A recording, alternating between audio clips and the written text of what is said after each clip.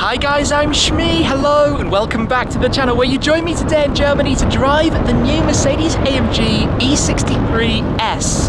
Now behind me here we have a fantastic lineup of the cars, from the Magno brilliant blue T-models, the estates, to the high-tech silver saloons, plus the GT Black Series. There's going to be more coming with that. Behind you'll spot the full lineup of Black Series models, the AMG GT3 race car here at the Lausitzring. But today is all about the E63 S, and I'm going to be driving this car, this high-tech silver sedan, following up really from a recent visit to the home of AMG in Affalterbach, where I took a look at the new T-model to go through the details, the updates that have been made as part of this mid-life cycle update really. It's got a new look to the front end, they've enhanced the suspension, both making it more comfortable and more dynamic, improving the complete breadth of ability, but there are some more updates as well to the saloon that I wasn't able to take a look at when we were there with the estate version. So today let's have a quick intro to the car before we hop on in to go out for a drive to experience what the updated E63 S is like out on the roads.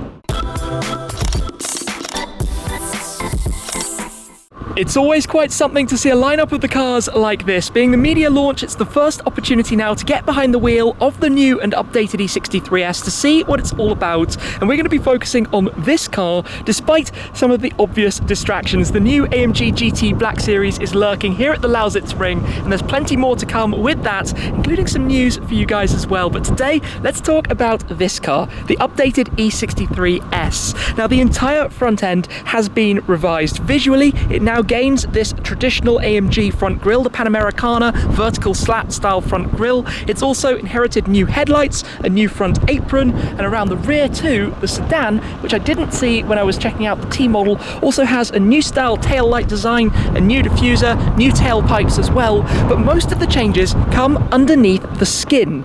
Now, when the E63 S launched a couple of years ago, I remember going to the drive at Portimao in Portugal and experiencing quite how capable it was dynamically. But that came with a compromise. It meant when you drove the car on the roads, it did lack a little something in the way of comfort, and it was often criticised for that versus some of its competitors. So for the new and updated car, they have worked very heavily to increase its breadth of ability, to make it significantly more comfortable on the one hand, and also to make it even more dynamic on the other hand. It has the AMG 4MATIC Plus system, the four-wheel drive system that has the option to go into drift mode through some controls in the console to set it entirely rear-wheel drive. Then you get all of the 612 horsepower and 850 newton meters from the 4-litre Biturbo V8 for a lot of fun as well. Of course, if you keep it four-wheel drive, that's where you get the massively impressive launch control figures, and in fact just a very comfortable, very safe, very good car to drive all around.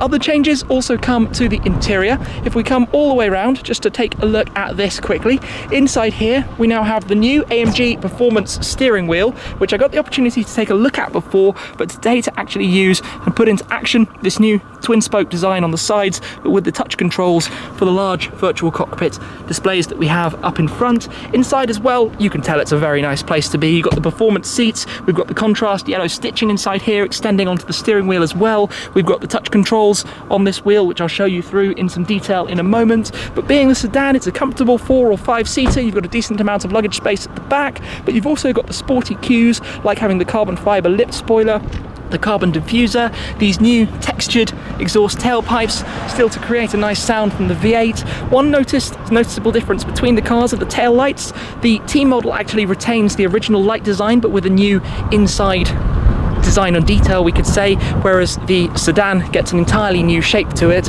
Just something you might notice when we're looking at the back of the two cars side by side. There's something very cool about a sleeper estate car, knowing quite how fast and capable these things actually are. But let's come through actually and get it started. We will head out in just a moment. I need to take the safety sticker off the window. But inside here, if we just get it started, the button right behind the wheel, there we go. Not too intrusive, to be honest. I'm surprised. It was a fairly civilized start. Of course, you've got these controls where you can go through, let's say, up into race. We can press that to mute the audio. The aircon is going to blow hard, but look at these displays. It's all really nicely done. This steering wheel is great. In person, it works much better. I think in photos, it can be a bit almost invasive. The very large three-pointed star in the center. Oh, there we go. Starting to grumble at us a little bit more. So We've got a route, I think, preset in the navigation and the configuration, so we will take it on out and go and get a feel then for what the new E63 S is actually like. It's all pretty familiar in here. To go into gear, you push the shifter down, and I notice as my hand came towards the screen, it wakes up. We've got the new updated MBUX, so all of your different screens, you've got the AMG Performance data, you've got the track pace, and look at how that knows exactly where you're pointing. You can also talk to the car, but we've got a predefined route set, so we're going to go with that. Let's head on out then very gently, and just looking beside me here at some of the other cars. The Magno Brilliant Blue on the T-Model looks brilliant. A special introduction for the E63 S to have that AMG exclusive colour on it. But as we start driving, this is the thing, right? It's calm, it's quiet, it's gentle, it's peaceful, it's comfortable, it's what you want from a daily driver. But is this the ultimate daily driver? Because we also know at the other end of the spectrum how dynamically capable it is as well when you put your foot down. And we're actually here inside the speedway here at the Lausitz Ring, so you can see a bit of the track that goes around in front of us. We're going to be going underneath that in just a moment.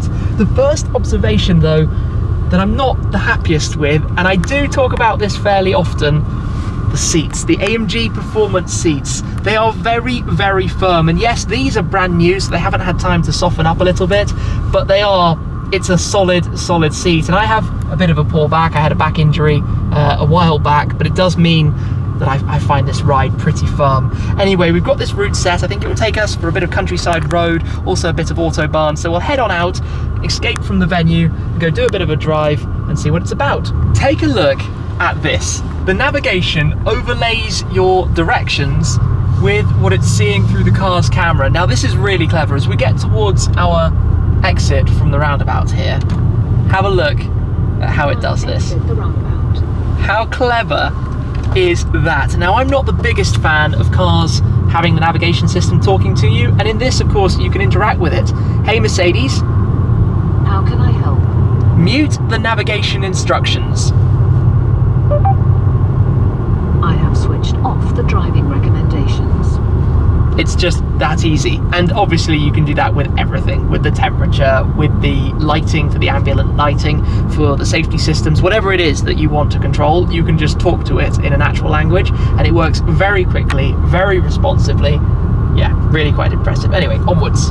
So far, this has been a cruise in comfort mode. We are now on some nice roads though, out in the countryside, but this is the thing, we're in comfort mode, and we've got a rail track crossing right in front of us actually. But even in comfort mode, this car is actually still quite firm, quite aggressive, quite bumpy. I think they could have made it even softer as we ride over that. But if we now use this toggle that we have on the steering wheel to go up into sport mode, it will drop a gear, everything gets a touch firmer, and then we can go one more into Sport Plus. This is where I can tell you the breadth of ability is definitely there, because the ride is now so firm, it's too much for the road. Obviously this is if you're on a really nice road and properly perhaps engaged in your drive, but for a gentle cruise like now, I would say it's a little bit too much. Maybe Sport is the ideal setting for that. The steering wheel does weight up as well. It's quite a chunky wheel, quite a lot chunkier than the wheels that came before, which I find a little bit more tiring. I prefer a slightly thinner grab on it overall. But driving, in Sport, it's a nice interim setting. That's why they have these configurations, and this is a lovely place to be. It's also a very smooth bit of tarmac that we're driving on at the moment. This is an ideal place to be, I guess, testing this kind of thing. Now I'm going to go back into comfort mode actually, soften it back up completely, because it's really quiet. The car is really very quiet whatever you do. Obviously OPF generation, new cars have to have every single silencer under the sun, and when you combine that with a fairly soft ride, with thick glazing for the windows, it means ultimately you're not going to be hearing a whole lot of sound out of a car like this. Of course you can drive it manually, you can use the downshift paddles and cruise. We've got a very big truck turning down a very small road. Interesting. Well, anyway, at least we're not having to follow, so we'll be able to go a little bit quicker afterwards.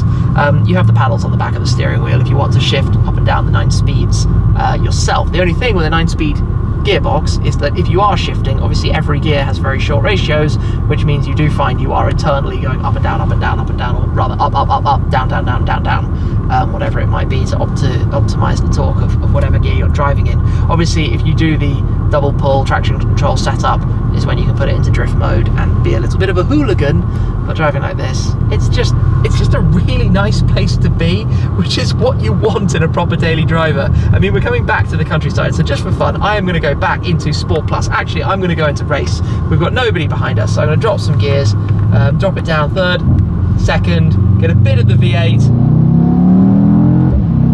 a bit of sound through the speakers as well, I notice inside here, but obviously plenty quick, lots and lots of go, and just an enjoyable drive.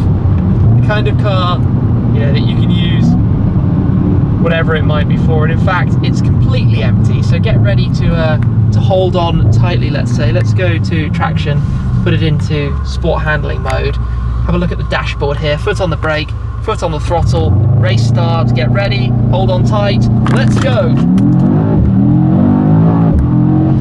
That's really fast. That's really very fast. I mean, the car always has been, and let's be real, it's not the lightest thing in the world. We've got lots of leather, we've got comfortable seats, it's a big saloon car. Yeah, get to move on quickly, and we've not even got to the Autobahns yet. So let's see what else we can find on this route that we've got set. It is Autobahn time! So this is, of course, where a car like this is completely in its element. Being fast, being smooth, being ideal for driving long distances at decent pace. Unfortunately, the rest of the world does not get to enjoy the Autobahns, but nonetheless, here, foot down, drop some gears. It's pretty busy actually, you're gonna have to wait a moment before I can pull all the way over, but then we can head on out then. Let's actually give it a kick down. There we go. Quickly responsive and dropping the gears, and the numbers, look at the dashboard, look here. 180, 190, up to 200 kilometers an hour, like it's nothing. Quietly, calmly, easily. Proper daily stuff, this. Proper daily stuff. Now I hope it's going to become clearer ahead, maybe not, we'll have to see what happens, but this is where this car is for.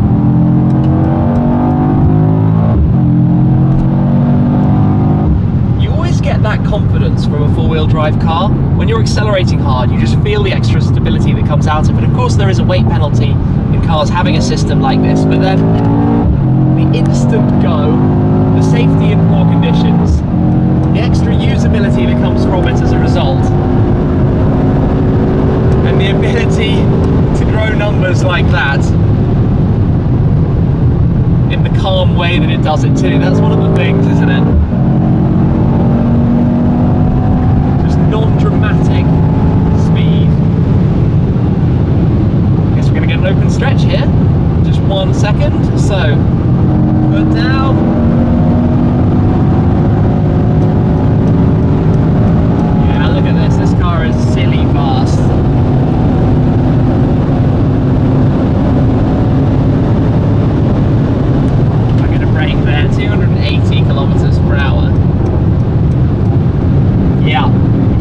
That's very quick, not too far from the top end.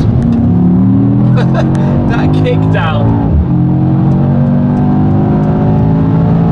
And you're very quickly one of the fastest cars on the Autobahn. So the thing with this car driving in this type of environment is it just disguises that speed, which is what you want in a daily. That is what you want in an ultimate daily. A lot of power without it being an intense driving experience. And it has things like adaptive cruise control with lane assist, and I have to say the lane assist in the Mercedes setup is brilliant. To use that though, you do need to press and turn the traction control back on. You can't, with traction control in sport mode, use cruise control. That's pretty normal across the board completely. Then though, we have adaptive cruise, and we have lane assist, and we have everything. So let's set it to 150 kilometers per hour, but as usual up to a certain amount of time. If you're not holding the steering wheel, let's say, the lane guidance will do its thing, which means again that after a long distance drive, you've not been straining on the wheel, you just feel very relaxed, and you know, that's what you want from this kind of car. That's exactly what it's supposed to do. I guess there's a limit to the cruise control of probably 220 or something insane like that, given we're here in Germany, but I mean, normal driving, it's doing a very, very nice job of it. Like I say though, perhaps it could be a little bit more organic with the noise when you're driving driving in the race mode, it could be even more comfortable, it could be even softer, but I guess to keep some of that sporty prowess, if it was too soft, you'd have the front wallowing away when you push on hard, and I'd like a slightly smaller steering wheel as well. But overall, the tech is very nice. I love all of this carbon fiber trim that you have around the inside. The yellow stitching is a very sporty appearance on it as well. Just a really, really pleasant, pleasing appearance, and I've always loved these dual screens that you have in the Mercedes cars, so it works very nicely for me. Yeah, all in all, pretty good stuff. I do need to reiterate though that these seats are not particularly comfortable. I have a very stiff back, but let me show you a little bit more of what we have here. We had a quick look through all of this earlier on, but you can see on the steering wheel you have these touch controls. So to turn on cruise control, you just press here, for example, cancel it. You can go back to home, and then through here you can change the different displays, all using the touch sensor on the left side to control this display, on the right side to control the main central display. But then in here, if we go into styles and display, for example, you could bring on understated instead of the super sport. It just configures and shows you a more traditional style display, but with minimal information actually. Very, very little information is actually shown when you have that screen selected. I think I prefer the super sport display. And then in the AMG Performance screen, you can cycle up and down through a number of different bits of information, either in the center, on the left, and then also you can go over to the right and bring up different things on all of the various screens. So for example, here you've got your live, power and torque charts, giving you the maximum figures on the right and in the center. Just adjusting it, you can change all of that as you see fit. Here, if you press, you can change what these toggles do. So AMG Dynamics, the traction control, the exhaust, and then a press of that actually opens it. Hear a little bit more of the sound out of the car. And then here, let's say you wanted to go into manual, you get those visual representations, just making life look pretty nice. And obviously this one, which rotates round into race, or you can press it to go into individual, which you could have pre-configured and set up. Here we go, in terms of the drive, the transmission, the dynamics, the suspension, and the exhaust system. So you can have all of that set exactly as you like it. Obviously, as I said, you've got track pace, where you have your track performance, and you have 0 to 60 timers and everything inside there. Navigation, phone, radio, media, comfort.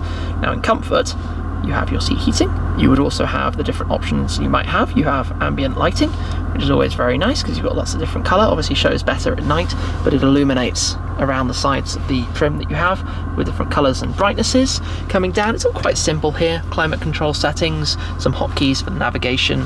You've got your wireless charging pad and USB-C port, cup holders, and a 12 volt down here. We've got the water bottle at the moment.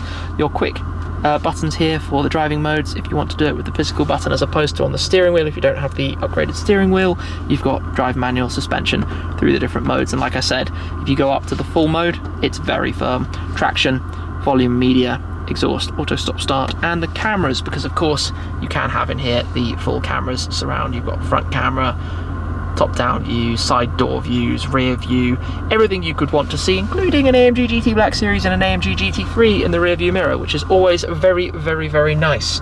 On the doors, we've got the Burmester sound system, which looks very, very nice. Seat heating, seat ventilation, your control memory, electric memory seats, window and mirror controls, door release lock. You've got a button down here for the boot, and some decent sized cubby buckets as well, which is always again very helpful, plus nice AMG illuminated door sills.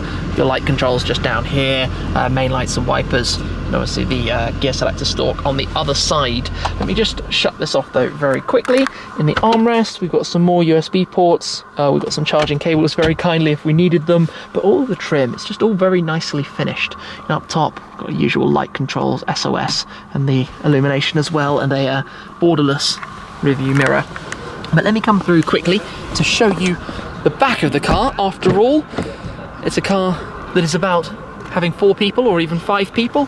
The seat up front is in my driving position, so you can see exactly how much room we've got back here. I would say that's a surprisingly pleasant amount of space. These being the performance seats are slightly thinner, which is what makes them quite so much more firm, but does give a little bit more room in the back. You've got the vents down here and the climate control as well, but continued in the same way, the carbon fiber trim and all of the finishing. The Dynamica insert here, surrounded by the leather. We've got our armrest that can pop on down, open up, that away for some storage. Got the cup holders that fold out at the front as well. In there, you can have a through load to put luggage all the way through. Your ISOFIX seat positions, and even the door cards again finished to the same style, the same degree. And if we come around towards the back, just quickly to show you in the boot, powerful tailgate, open that up.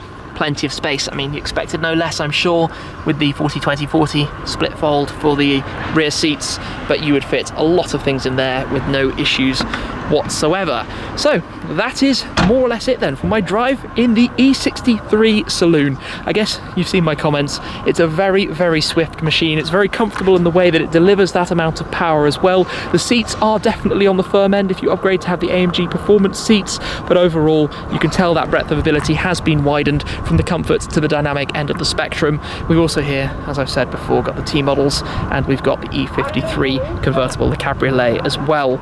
I think the looks are great. I've always been a big fan of this grille, a much larger grille than before.